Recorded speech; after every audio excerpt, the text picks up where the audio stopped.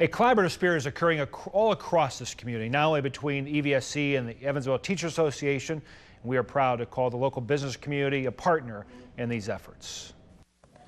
Atop the 8th floor of the Old National Bank building, the president and CEO of the company has a strong belief in Evansville's education system. Well, it really becomes a strong belief in the community, and there's nothing more important than the education of our children to building our communities, whether it's economic development, it's the retention of the companies that are here, or the attachment of our associates to their jobs. All of these things, Jones says, depend on having quality education in a community. So when Jones saw the collaboration happening between EVSC and the Evansville Teachers Association, he stepped up among the business community. All of us have stories about educators that have made a difference in our lives, and you know, day in and day out, these folks are giving their heart and soul to educate our children and to make a difference in their lives. And you know, a simple thank you sometimes from people outside the realm of education sends a pretty strong message. Thank you for what you do every day to make a difference in the lives of the kids in EVSC. Jones rallied several other business leaders around the idea of thanking Evansville teachers. They hosted a teacher recognition banquet and sponsored 3 billboards that began running across the city last May. All of this echoing the very collaborative spirit they were thanking teachers for. Jones says this collaborative spirit between EVSC, ETA, and the business community is unique to this area. There's a positive momentum that is happening here that is so different than many places with education. So many places are looking at ways to change. We're actually changing.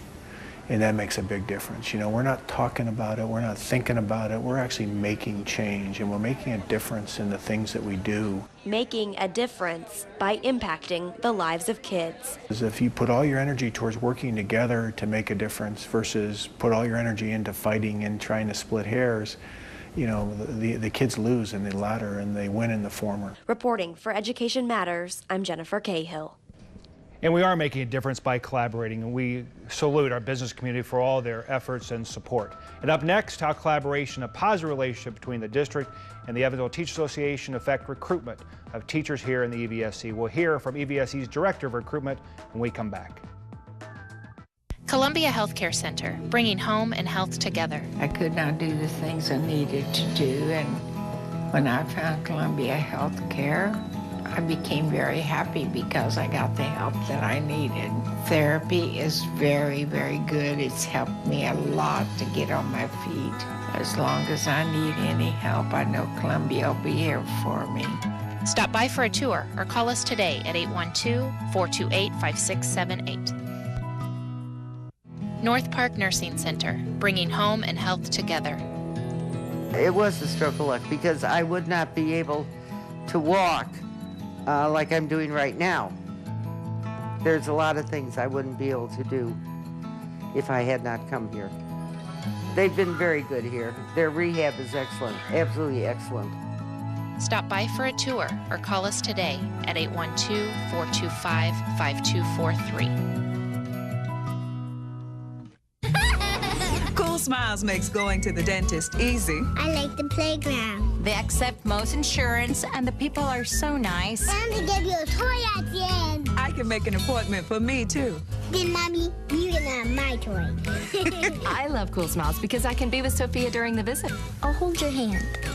Keeping kids' teeth healthy is easy at Cool Smiles. All you have to do is call to make an appointment for you or your child. Thanks again for being with us today. The relationship between the school district and the teachers union, as well as this community, has an impact when we hire new teachers and recruit new talent. Joining me now is Ellada Hadjisavva, EVSC's Director of Recruitment. Ellada, welcome. Thank you. Thank you for having me. You came to us from higher education. Correct. Tell us a little bit about your background. I was the international recruiter for Mary State University for 11 years before I came to EVSC. I was recruiting international students to come to United States for university, and now I recruit teachers to come to EVSC. And to talk about that recruitment effort and why it's important to acquire talent to our school It's very critical to be present in recruiting events. EVSC never did recruiting before, so collaborating with regional universities and around the states, it's very important so we can identify talent and bring them to Evansville. Diversity has been a big issue for us, and diversifying our entire workforce, particularly with teachers. Talk about some of the barriers to creating the kind of diverse workforce that we seek. Regional universities do not have great numbers of diverse teachers, so we have to branch out and go our 5-hour ratio. We go to Mississippi, we go to Tennessee, we go to Alabama, we go to Ohio, Illinois, all over Indiana, all over Kentucky. It's very difficult to bring top talent to Evansville also because we have to educate them where Evansville is and what Evansville has to offer. So there are some challenges, particularly as you're recruiting against Boston Public Schools and Dallas, Houston, and other major cities. Texas. Our benefit package is very appealing. Our salary package is not as high as other bigger areas who would hire and offer contracts on the spot. But we have a great community and a great school system with initiatives that really sell Evansville. We've seen applications go up exponentially. Exactly. We have changed our application system that really is very appealing and very attractive to applicants. We have open hire positions that bring in over 300 applicants. And they're not all from this area. We have our pool of applicants from all over the country. So Evansville is attractive. It's starting to bring more talent.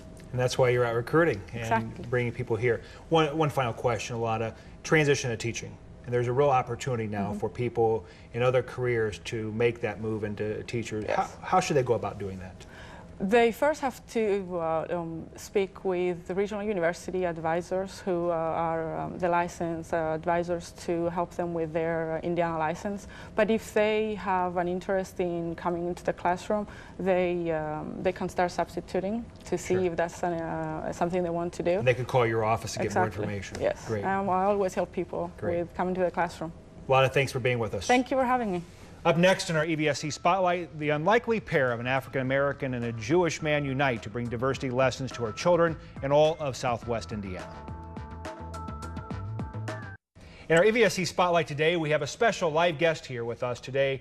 Evansville's Celebration of Diversity Lecture Series began in 2007 as an effort to explore and celebrate diversity of race, culture, ethnicity by bringing such speakers as Lisa Lang, General Colin Powell, and Magic Johnson. The lecture series has enhanced diversity in the Evansville area by fostering open community dialogue. Over the past several days, Evansville has been graced by the presence of two very vibrant men, Ron Jones and Larry J. Tisch, the two men who make up the Black Jew Dialogues. And our guest today is LaShawn Gibson, president of the board of directors for the Distinguished Lecture Series. LaShawn, thank you so much for being here today. Thank you for having me. Now, these two men are a very vibrant group. Yes. Why did you choose to bring them here? Well, we thought it was important from the Celebration of Diversity Distinguished Lecture Series point of view to do something different. We've had a traditional format of speakers coming in. They do about 45-minute to an hour presentation. And we thought, you know, this is the time to depart from that traditional format and offer diversity in what we deliver to our community from a formatical perspective as well as a topical perspective. And they were very excellent. They had a lot of interaction with the audience. Yes, very much so, very much so. And they're not really speakers, so that kind of belies what we're bringing. They are performers, they are actors, and we are tackling these issues of racism and prejudice through performance theater. So we're kind of killing two birds with one stone. We're celebrating the arts as well as celebrating diversity. Great. And they performed at Bosse High School in front of a very appreciative crowd. Yes, they did. That was fantastic, and we are so appreciative of Principal Sheila Huff and Andrew Coyle and Mr. Golba as well, because Bosse students are also following them as videographers and taping a mini documentary as well. So we've had a really strong partnership with Bosse High School. You know, I was there. I was fortunate enough to be there at the Bosse event on Friday, and the students there really ate it up. They really loved it. They did. They did. Gave them a standing ovation, and they've been so positive on Facebook. They've been responding via Facebook. The Black Jew Dialogues wrote a Bosse High School haiku, and there have been all this correspondence between the students that were at the performance and the Black Jew Dialogues. So it's showing that impact has been sustainable even just since Friday. Why do you think that they relate so well, the Black Jew Dialogues, why they related so well to those high school students? I think it was their energy. They just brought something completely different, something our community has never seen before, and something those students have never experienced before. And you saw that as you were there, it was just that energy, that dynamic. The sketches that they did, they were very fast-paced. They had the multimedia dimension. So they cover all different angles to really send home this message of multiculturalism and appreciation of our differences. All right. Well, thank you so much. Thank you for being here. And Dr. Bertram, you now have the last word. Thanks, Jennifer. You know, we heard from Bob Jones in talking about collaboration, understanding that education is a complex enterprise, and meeting the emotional, social, physical, and academic needs of our students requires collaboration. It requires community partners coming to the table, bringing real solutions to meet the needs of our children. It's also how this community continues to distinguish itself. Later this week, we'll be in Washington, D.C., working with U.S. Department of Education officials on ways that we can focus on schools as center of community. We thank our community for their great support. All right, and thank you very much. I think that's a really important topic to talk about here. Next week on our show, we'll be talking about student leadership and mentoring and how they can both have a big impact on the success of a child. We'll be joined by a state expert on the topic, so we hope that you will join us next Wednesday. Again, thanks again for being with us today. And we will see you next week. Here's a look at what's coming up this week in the EVSC.